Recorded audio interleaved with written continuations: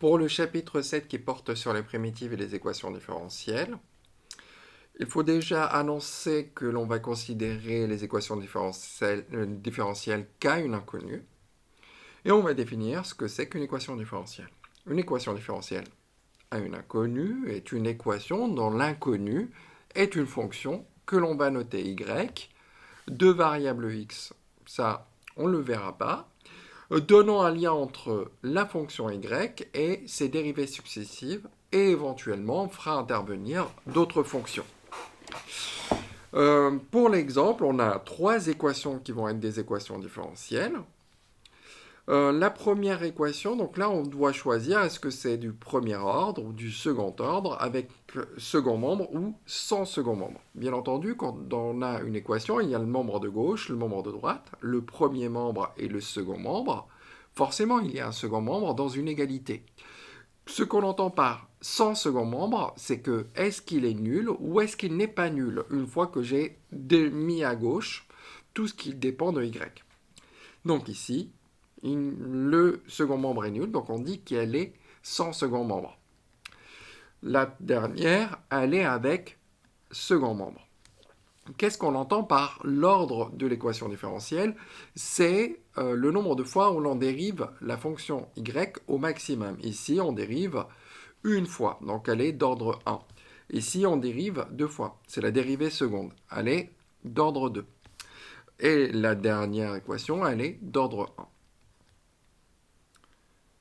On va définir maintenant ce que c'est qu'une solution d'une équation différentielle. On dit qu'une fonction est solution d'une équation différentielle sur un intervalle i si elle vérifie l'égalité pour tout x appartenant à i.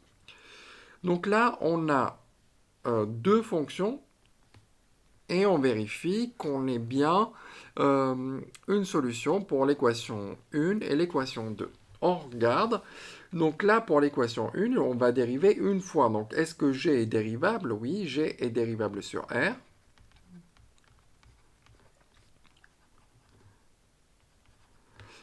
G' de x, qu'est-ce que c'est? Donc, si je regarde, là, je descends le moins 2 exponentielle moins 2x. Donc, voilà, sa dérivée. Donc, est-ce qu'elle vérifie cette égalité-là? Pour ça, je prends G' de x, je remplace y par g, d'accord? Donc, g' de x plus 2g de x, ça donne quoi? Ça donne moins 2 exponentielle de moins 2x plus 2 fois exponentielle de moins 2x, et vous voyez bien, on a deux choses opposées que l'on additionne, ça fait 0, et ça pour tout x réel. Donc, g est solution de E1. On regarde la deuxième fonction, la deuxième équation. Il va falloir dériver deux fois. Est-ce que h est dérivable? H est dérivable. Oui, la fonction exponentielle est dérivable. H' de x, c'est exponentielle de x. Et H' de x est dérivable. H' est dérivable plutôt, est dérivable. Et on a la dérivée seconde.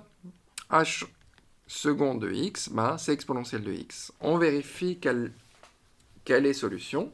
Donc on va prendre h seconde de x et on va soustraire h de x. Ça donne quoi? Bah, ça donne exponentielle de x moins exponentielle de x. Bah, ça fait 0. Donc, h est solution de l'équation de la deuxième équation, de E2. E indice 2. Là, on a une équation, on me dit que finalement, moi ce que je voudrais, c'est que y' égale 2x, finalement.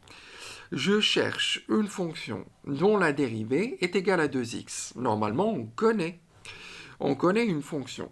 La fonction, donc là, on reconnaît la dérivée de la fonction x carré. Donc, c'est bon. Donc là, si je prends, puisque f c'est la dérivée, donc je vais prendre grand F, qui a x, on associe x au carré. On a bien f' de x qui est égal à 2x qui est égal à f de x. Et voilà,